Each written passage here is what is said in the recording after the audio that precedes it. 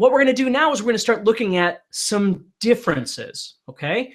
Eagles and Fleetwood Mac to AC/DC and Aerosmith to the Latin flavor of Santana to Tony Iommi and Black Sabbath, okay? Parasite, right? Parasite, okay. Those are vastly different things from the 70s. Eagles and Fleetwood Mac, AC/DC and Aerosmith, Santana, Sabbath, right? All of those things are vastly different from each other, okay? And that's what this 70s Masterclass is about, is finding the difference between those, okay? Not just having everything like all metal guys or all hard rock guys, not that. Finding some different group of things, okay?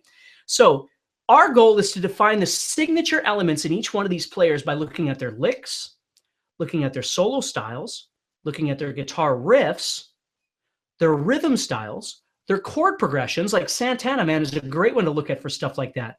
And their songwriting styles, okay? So you're going to be able to learn this. And please remember that about any course that I would ever offer is the point isn't just to read tab and then play whatever it is I'm doing. Don't ever do that, okay? The point is to be able to take all those ideas and pull something out that you can use and make it yourself, make it become something that you can use.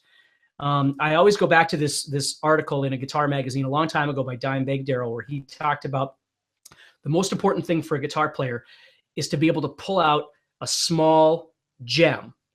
You don't have to think huge. It doesn't have to be, I need to know all the theory in the entire planet before I can go out on stage and play. It's learning how to pull out the gems from something big, be able to pull out something small, and be able to actually use it. That's what I want you to learn how to do. So let's keep going here. Okay, let's play some more stuff. What I want to do is I want to give you some ideas of some things that you can do, okay, in your playing that would be more 70s stylistic, okay? Favorite band is Pink Floyd. That's great. Okay, so let's start off by looking at a TED-ism. Okay, we're going to look at two TED-isms, as a matter of fact. What I want you to do is I want you to explore some unison bends, okay?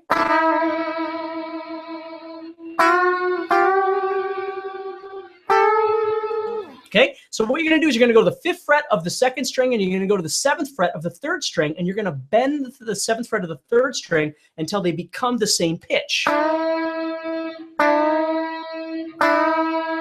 Now, what I find with a lot of my students when we talk about bending is they know how to bend, they just don't know how to bend well, okay? Now, that may or may not be you, okay?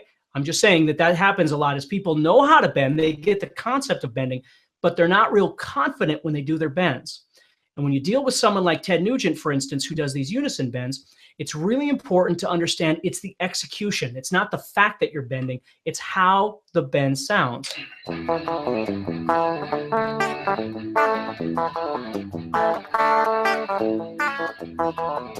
Somebody asked for Great White Buffaloes, so that's what that is, okay?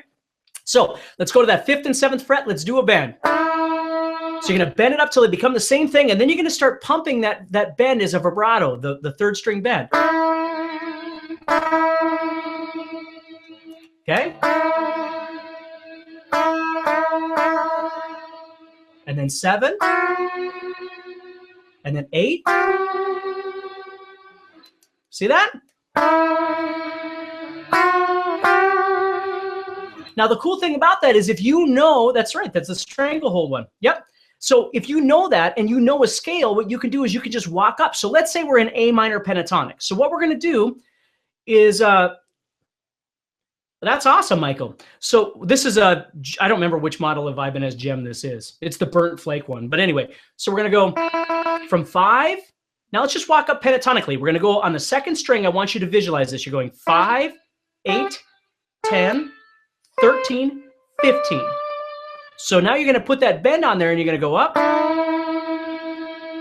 How do I keep my first finger in place? I just hold it secure and then I push this one up. So I just hold that first finger secure with my thumb right here. I squeeze. So when I start rocking it, this doesn't move at all.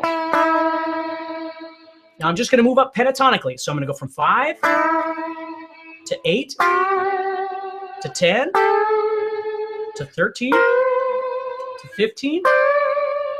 And then if I go to 17, I'm at an octave. So I can make things.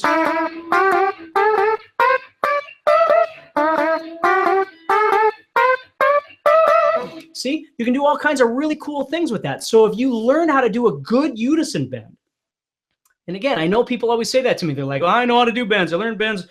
I get it. But the goal with guitar playing all the way around isn't what you know, it's what you can execute. It always comes down to what you can do. Because if you try and go for something and it doesn't sound very good, you're not going to go for it. Or you're going to go for it and then you're going to feel like you suck because it didn't turn out the way you wanted to. The trick is to execute it properly, whatever those things are. Yeah, somebody said very Sabbath. Yeah, it sounds like the end of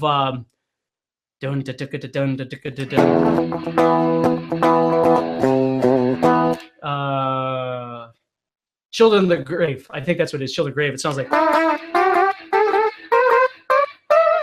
of sounds like that. Are both strings bent or just the third string? Just the third string. If you watch very carefully here, I'll put this up. I'm just bending this up.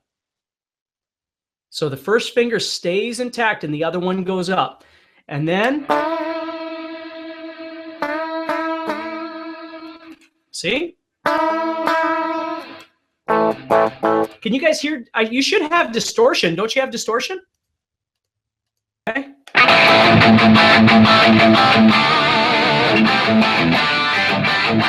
Does that sound better? Can you hear me now?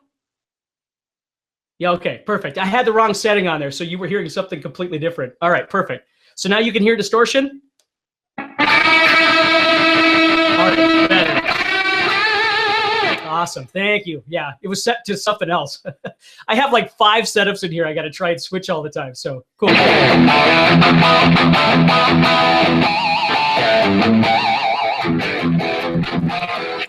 Ah, there you go, beautiful, right? Hey, thank you so much for watching this video. Listen, if you're ready to take your guitar playing to the next level, then I'd like to invite you to go to guitarzoom.com and sign up for a VIP membership, which gives you first access to my premium lessons each month, which are customized for your specific goals and skill level. Now, it's an awesome community of guitar players that love to play, have fun, and support each other's goals, and we'd love to have you join us. So go to guitarzoom.com and sign up for VIP today.